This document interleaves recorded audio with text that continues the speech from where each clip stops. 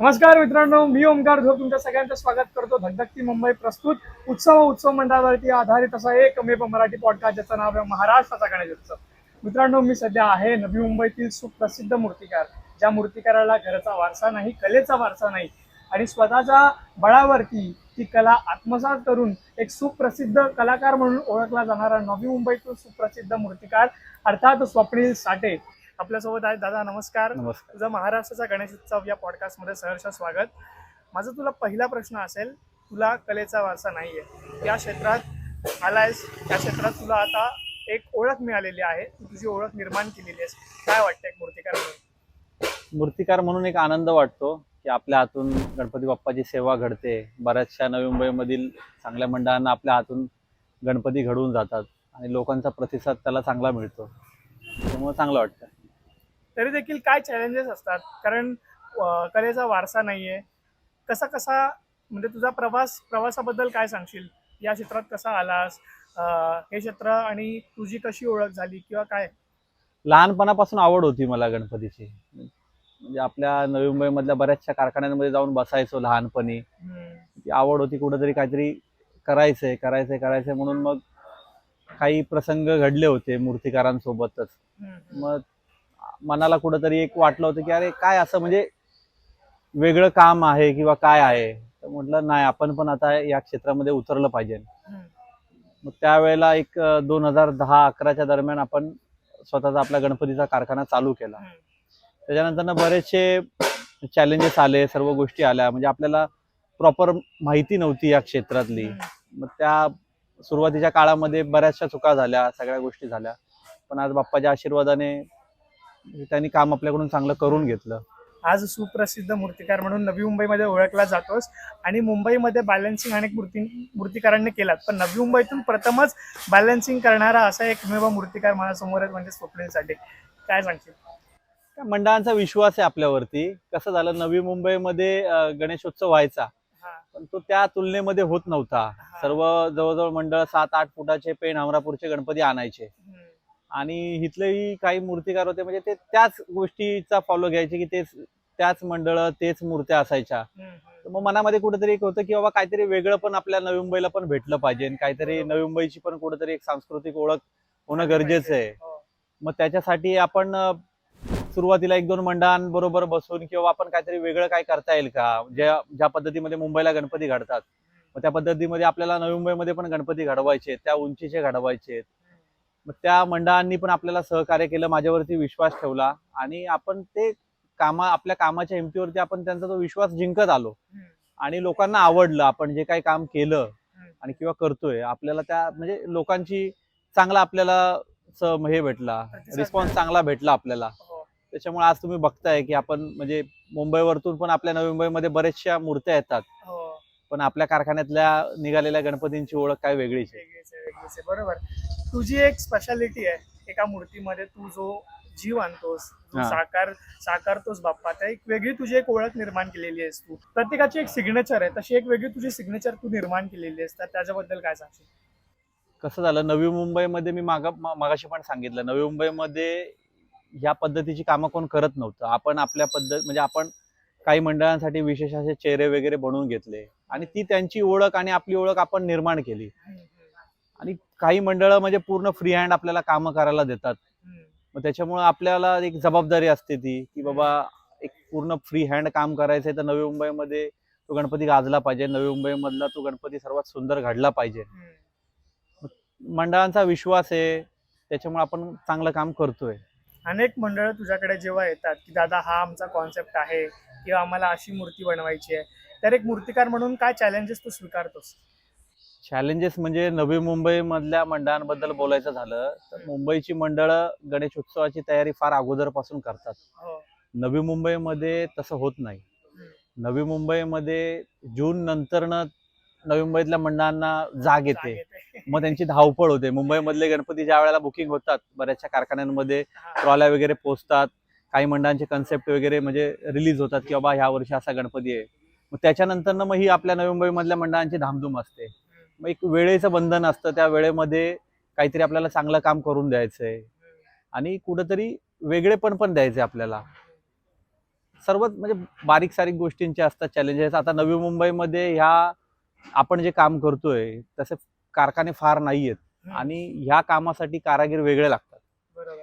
मग ते कारागिरांची जुळवाजुळव करायला, त्या कारागिरांकडून काम करून घ्यायला आणि डिलिव्हरीच्या वेळेला असतात किंवा काही गोष्टी असतात, त्याची थोडीशी धामधूम होते आपली. एकंदरीत स्वप्नील साठे यांचा स्वर्णव आर्ट्स म्हणून ही जी कार्यशाळा आहे घनसोलीमध्ये, या कार्यशाळेत यंदा 2026 मध्ये एकंदरीत 30च्या आसपास हो. आकडा मूर्तीचा आहे. तर बरोबर. काय तयारी सुरू आहे? तयारी बघताय आता, गणेशोत्सव महिनाभरावरती आलाय, अजून पण मंडळांचे पाठ आलेले नाहीत. हा. मग ह्या सर्व गोष्टी चॅलेंज आहेत. वेळेचं बंधन आहे, वेळेच्या बंधनांमध्ये आगमन 15 दिवसापूर्वीपासून आता नवी मुंबईमध्ये पण व्हायला लागलेली आहेत. सगळीकडे ट्रेंड चालू झालेला आहे आगमनाचा. त्या पद्धतीमध्ये नवी मुंबईमधली मंडळं पण आगमन लवकर घ्यायला लागलेत. बरोबर. मग एक वेळेचं खूप मोठं बंधन आहे. त्या बंधनामध्ये राहून आपल्याला काहीतरी चांगलं काम करायचंय आणि भव्य दिव्य मूर्त्या घडवायच्यात. नवी मुंबईतून बॅलन्सिंग बाप्पा हे खूप जिद्द लागते आणि बरोबर. महत्वाचं म्हणजे एक रिस्क आहे खूप मोठी. होय, ती रिस्क तू घेतलीस आणि घेतली. ती घेतल्यानंतर जेव्हा आपल्या कार्यशाळेतून तो बाप्पा, ज्या बाप्पाला आपण साकारलेला आहे, तो जेव्हा बाहेर येतो आणि जो काही रिस्पॉन्स मंडळातले कार्यकर्ते किंवा गणेश भक्त जे उपस्थित असतात त्यावेळेला, काय एक मूर्तिकार म्हणून कसं बघतोस सगळ्या गोष्टींकडे? चांगलं वाटतं. म्हणजे आपण काहीतरी सुरुवात केलेली आहे आणि जे आपण नवी मुंबईला एक ओळख निर्माण करण्याचा प्रयत्न करतो किंवा नवी मुंबईमधल्या मंडळांनी आपल्यावरती विश्वास टाकून बॅलन्सिंग मूर्ती आपल्याकडून घेत आहेत. तो गणपती ज्या वेळेला बाहेर जातो, मंडपाच्या बाहेर निघतो आणि आगमनाला ज्या वेळेला लोकांचे म्हणजे प्रतिसाद येतात, मला स्वतःहून फोन येतात लोकांचे की बाबा हा गणपती खूप छान झालाय, सुंदर झालाय, त्यावेळेला आपण केलेल्या मेहनतीचा आणि आपण केलेल्या म्हणजे एक समर्पणाचं आपल्याला एक समाधान झाल्याचं वाटतं की बाबा आपण कुठेतरी इतकी मेहनत केली आणि आपण लोकांसाठी काहीतरी काम करतोय, त्याचं एक समाधान वाटतं की बाबा नाही चला आपण केलेल्या मेहनतीचं काहीतरी एक आपल्याला फळ भेटतंय, आनंद स्वर्णव होतो. आर्ट्स कार्यशाळा घनसोली आणि मूर्तिकार स्वप्नील साठे यंदा 2026 मध्ये काय काय बघायला भेटणार आहे? ह्या वर्षी कारखान्यामध्ये भरपूर काय आपल्या सर्वच मंडळांच्या मूर्त्या युनिक आहेत, वेगवेगळ्या आहेत. वेगवेगळ्या रूपामधले गणपती यावर्षी बघायला भेटतील. उंच मूर्त्या आहेत आपल्याकडे, बॅलन्सिंग मूर्त्या आहेत, ज्या नवी मुंबईमध्ये आलेल्या नाहीत आणि घडलेल्या नाहीत. अशा गणेश मूर्ती यावर्षी आपल्या कारखान्यामध्ये घडतील आणि नवी मुंबईकरांना बघायला भेटतील. नवी मुंबईच्या गणेश उत्सवाबद्दल बोलायचं झालं तर काय बोलशील? नवी मुंबईचा गणेशोत्सव तुम्ही बघताय, 1-2 वर्षापासून आपल्या नवी मुंबईमधली जो कोपरखैरणा विभाग आहे, ज्या पद्धतीमध्ये मुंबईचा खेतवाडी सारख्या छोट्या छोट्या गल्ल्या आहेत आणि त्या गल्ल्यांमध्ये भव्य दिव्य मूर्त्या घडतात. आज कोपरखैरणा विभागातल्या सेम म्हणजे तशाच मूर्त्या आपल्या इकडून जात आहेत. जी ओळख मुंबईची होती आणि हिथली नवी मुंबईमधील गणेश भक्त मुंबईला जायचे खास विशेष करून मोठ्या मूर्त्या बघायला किंवा काय वेगळं काम आहे. आज आपल्या नवी मुंबईमध्ये पण त्या पद्धतीची गर्दी आता व्हायला लागलेली आहे. 2 वर्ष झाले आपण बघाल तुम्ही म्हणजे गणपतीच्या कालावधीमध्ये जर कोपरखैरण्यामध्ये तुम्ही फिराल तर रात्री 2-2, 3-3 वाजेपर्यंत देखील आपल्या नवी मुंबईमध्ये बाहेरूनही भाविक भक्त आपल्याकडे यायला लागलेले आहेत. बरोबर. म्हणजे हिथून मुंबईला जाणारी जी माणसं होती, आज मुंबईमधली ही मंडळ आपल्या नवी मुंबईमध्ये आपल्या गणेश मूर्ती बघायला येतात. बरोबर. आणि आपण अजून काम चांगलं करून ज्या पद्धतीमध्ये मुंबईचा गणेशोत्सव आहे त्याच दिमागामध्ये आपल्याला नवी मुंबईचा गणेशोत्सव न्यायचा आहे. त्याच्यासाठी आपला हा चाललेला प्रयत्न आहे. स्वर्णव आर्ट्स कार्यशाळा याची स्थापना कधी झाली आणि कसा प्रवास होता एकंदरीत? 2010-11 साली आपण या स्वर्णव आर्ट्सची आपण स्थापना म्हणजे गणपतीचा कारखाना आपण चालू केला. एक 10 बाय 10च्या छोट्याशा गाळ्यामध्ये एक 60-70 गणपती आपण घरगुती आणलेले आणि 3 ते 4 सार्वजनिक गणेश मूर्ती होत्या आपल्याकडे.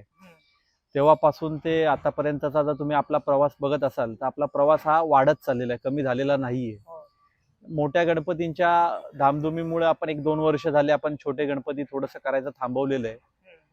पण काही गणेश भक्तांची म्हणजे मागणी आहे की बाबा आपल्याकडून म्हणजे बारक्या गणपती पण आपल्याला बनवायचे आहेत, करायचे आहेत. तर आपण पुढच्या वर्षीपासून आता जे गणपती आपण बॅलन्सिंग बघतोय, मोठे गणपती जे बघतोय, पुढच्या वर्षी आपल्या कार्यशाळेमध्ये अगदी 2 फुटापासून सेम बॅलन्सिंग मूर्त्या पण आपल्याकडे अवेलेबल असणार आहेत.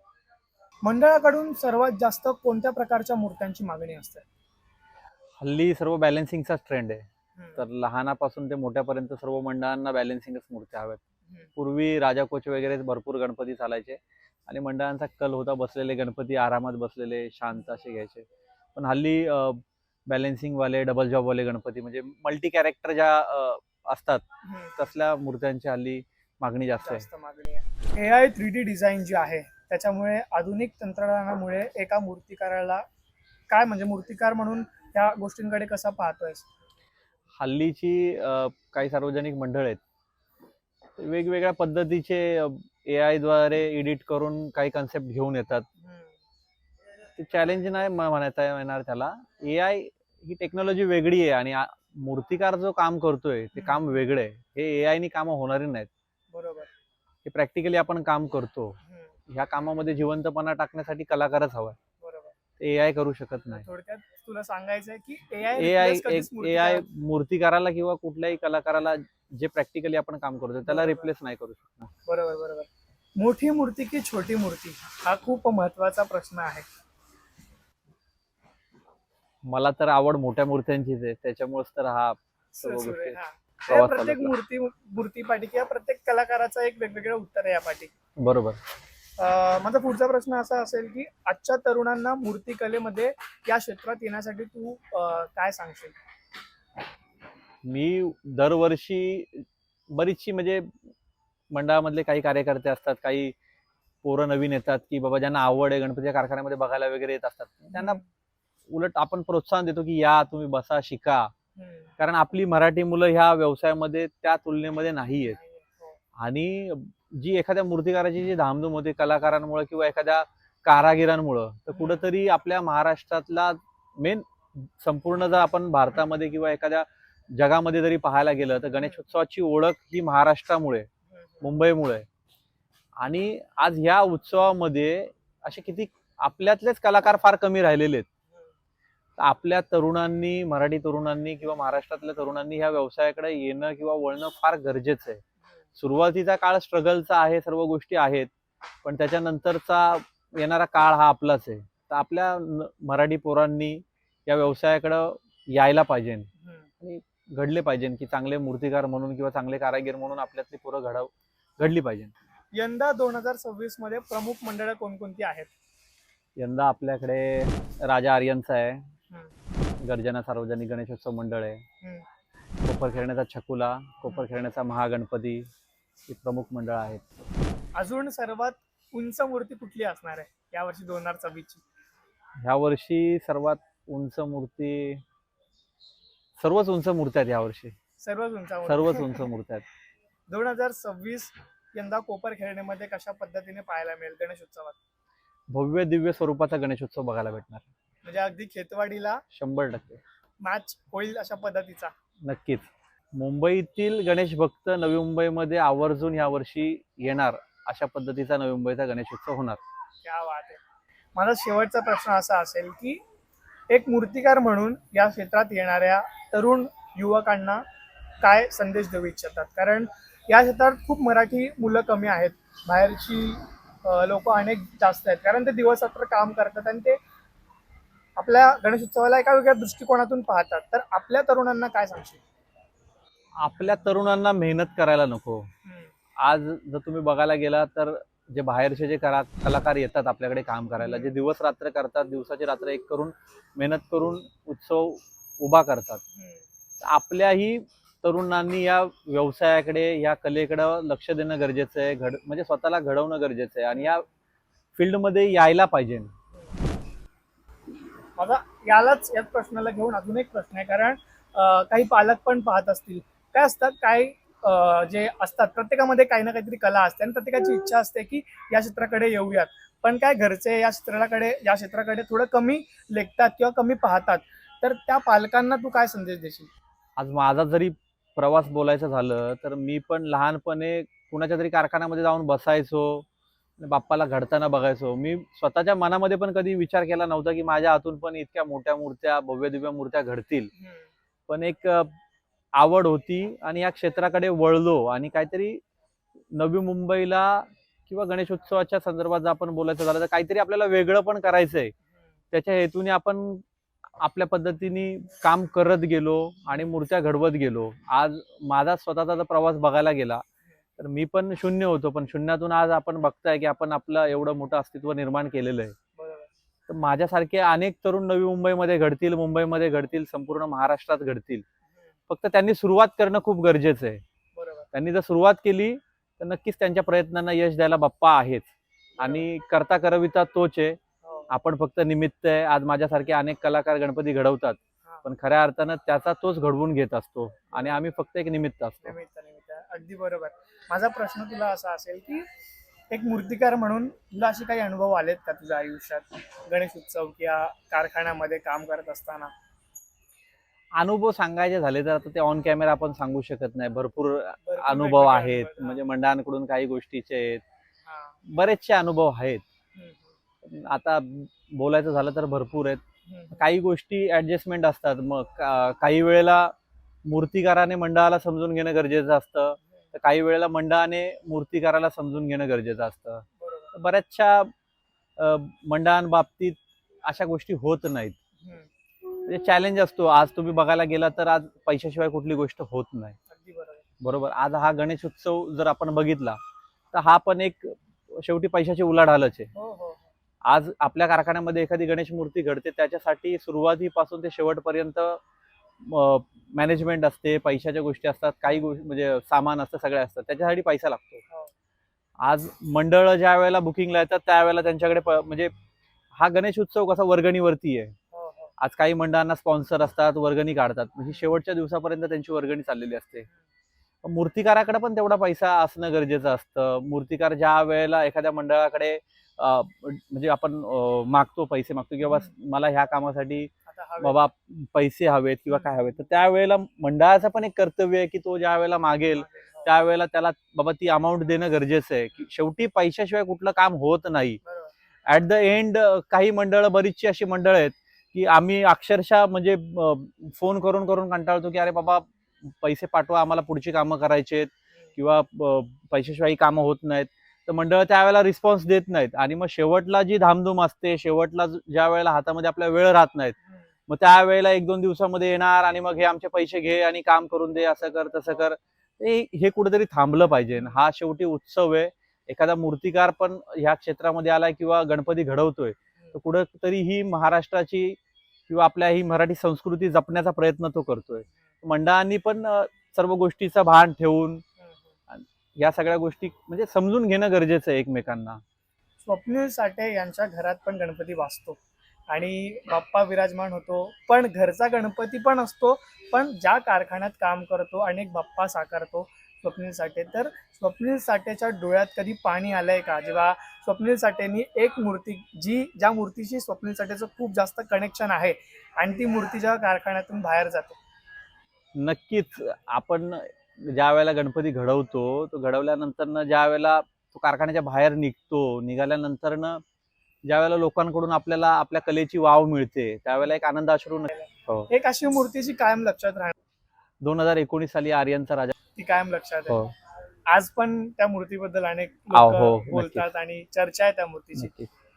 तुझ्या सोबत असा कुठला प्रसंग झालाय की कारखान्यामध्येच काहीतरी काम करत असताना काही एक वेगळा अनुभव तुला मिळालेला आहे? 2 वर्षापूर्वी रायगडचा राजा घडवताना आमचा एक कारागीर जवळजवळ 18 ते 20 फुटावरतून खाली पडला होता, पण बाप्पाच्या आशीर्वादाने त्याला दुखापत झाली नाही फार. पण अशा एक व्यक्तींची किंवा अशा काही लोकांची आपण आपल्या संवाद साधतोय जे व्यक्ती या कारखान्यामध्ये काम करतात आणि मुळात म्हणजे आपण जो दादा बोलल्याप्रमाणे या क्षेत्रात कमी जे घरचे आहेत ते पाठवतात, परंतु असेही काही लोक आहेत जे या कारखान्यामध्ये दादांसोबत काम करतात आणि असाच एक तरुण आपल्यासोबत आहे. मित्रा, तुझं स्वागत. आणि काय बोलशील या कारखान्यामध्ये काम करतोयस?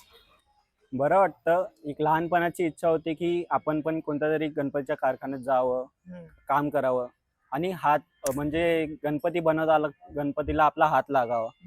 मग कुठंतरी जाऊन हे माझं स्वप्न 2024ला पूर्ण झालं. माझ्या मित्रातर्फे झालं. तेव्हापासून दादांसोबत काम करतोय? हो.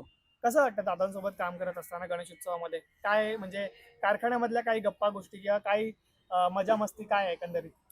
मजा तर भरपूर येते, कारण दादा खूप आपल्यासारखा माणूस आहे. म्हणजे प्रत्येकाला काय म्हणतात, एक संधी देतो. हो, एक संधी देतो आणि काही करताना तो बोलत नाही की हे नको करू ते नको करू. तो बोलतो करू दे, जे व्हायचंय ते मी बघून घेईन.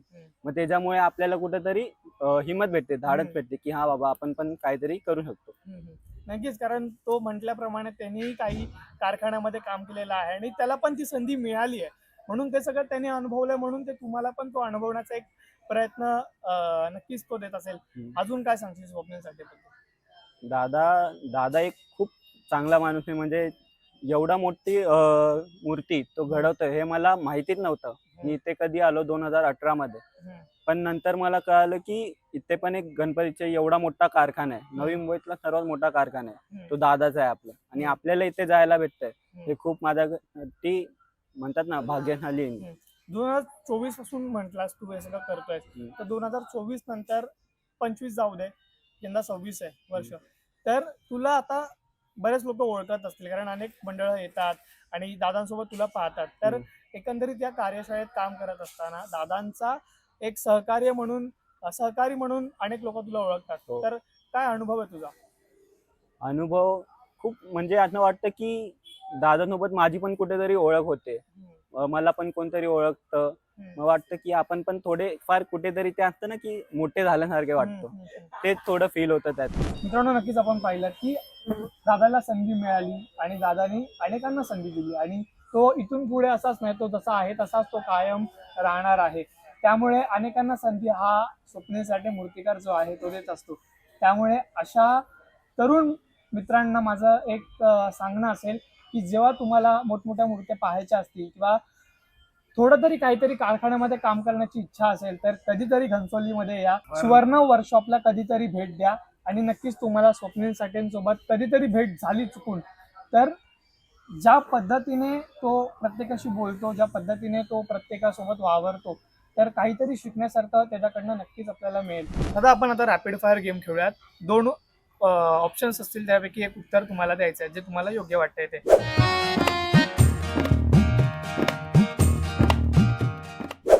शाडू की पीओपी? पीओपी. मूर्ती, मोठी मूर्ती की लहान मूर्ती? मोठी मूर्ती. परंपरा की इनोव्हेशन? परंपरा, इनोव्हेशन दोन्ही. दिवस की रात्र काम? दिवस रात्र. दिवस रात्र. कारण जसं जसं गणेशोत्सव लवकर जसं जसं काम वाढत चाललंय. Favourite sculpture? बाप्पाचा फेस. बाप्पाचा फेस, जो खूप आकर्षित करतो आणि एक त्यातूनच आपल्याला दर्शन घडतं. एका शब्दात बाप्पा? सर्वस्व. एका शब्दात कला? समर्पण. एका शब्दात यश? मेहनत. 2026चा गणेशोत्सव एका शब्दात गाजवणार. आपल्या महाराष्ट्राचा गणेशोत्सव या पॉडकास्टच्या जे कोणी प्रेक्षक आहेत, त्या प्रेक्षकांना तू शेवटला काय सांगू इच्छितोस आपल्या सुवर्णव कार्यशाळेबद्दल पण आणि 2026च्या गणेशोत्सवाबद्दल पण? परंपरेला जपून उत्सव करण्याचा प्रयत्न प्रत्येकाने करावा, आणि उत्सवाला गालबोट कुठल्याही पद्धतीचं लागणार नाही याचं भान प्रत्येक मूर्तिकाराने, मंडळाने आणि भक्तांनी ठेवून हा 2026चा गणेशोत्सव आपल्याला साता समुद्रापलीकडे न्यायचा आहे, आणि चांगल्या पद्धतीचं नाव लौकिक आपल्याला या महाराष्ट्राच्या कलेला आणि ह्या गणेशोत्सवाला मिळवायचं आहे. नक्कीच. मित्रांनो, पाहिलं, सुंदर अशा प्रश्नांना सुंदर असं उत्तर स्वप्नील दादाने दिलेलं आहे. अगदी कामामध्ये इतका बिझी असताना देखील त्याने वेळात वेळ काढून आपल्याला हा पॉडकास्ट दिलेला आहे. त्यामुळे त्याचे आभार, आणि महाराष्ट्राचा गणेशोत्सव पॉडकास्ट कडून त्याला खूप खूप शुभेच्छा. कारण कलेचा वारसा नसतानाही इतकं मोठं यश त्याने प्राप्त केलेलं आहे, आणि कला आत्मसात करून अनेक म्हणू शकतो बॅलन्सिंग त्याने, म्हणजे बॅलन्सिंग मध्ये पण त्याला ओळखलं जातं. नवी मुंबईतून अनेक सिग्नेचर फेसेसमुळे ओळखलं जातं, आणि त्यांनी एक स्वतःची ओळख निर्माण केलेली आहे. त्यामुळे असे कितीतरी कलाकार नवी मुंबईत आहेत किंवा मुंबईत आहेत, ज्यांना या क्षेत्रामध्ये येण्यासाठी आपले घरचे वगैरे असतील किंवा अनेक लोक काही ना काहीतरी कुठेतरी मागे खेचत असतात, परंतु त्याही गोष्टींवरती त्याने खूप सुंदर उत्तर दिलेलं आहे आणि पालकांना संदेश दिलेला आहे. त्यामुळे एकंदरीत हा संपूर्ण पॉडकास्ट तुम्हाला कसा वाटला हेही सांगा, आणि स्वप्नील साठे सारख्या अशा अनेक मूर्तिकारांचे आपण पॉडकास्ट घेणार आहोत. तत्पूर्वी स्वप्नील साठे दादा, तुला खूप खूप शुभेच्छा, कारण वारसा नसतानाही तू काही यश मिळवलेलं आहेस, किंवा तुझं जे काम आहे ते खूप बोलकं काम आहे, कारण तू जास्त न बोलता तुझ्या कामातून तू बोलतोस लोकांना. त्यामुळे खूप खूप तुला शुभेच्छा, आणि 2026 मध्ये तू जे काही बोललेलं आहेस गाजवणार आहे उत्सव, त्यामुळे उत्सव नक्कीच गाजवणार आहे आणि शेवट असाच झाला पाहिजे. गणपती बाप्पा मोरया मंगलमूर्ती. मोरया.